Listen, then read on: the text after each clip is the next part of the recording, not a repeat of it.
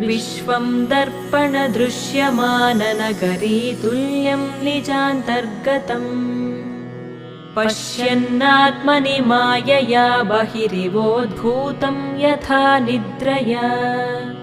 यः साक्षात् कुरुते प्रबोधसमये स्वात्मानमेवाद्वयम् तस्मै श्रीगुरुमूर्तये नमः इदं श्रीदक्षिणामूर्तये तस्मै श्रीगुरुमूर्तये नमः इदं श्रीदक्षिणामूर्तये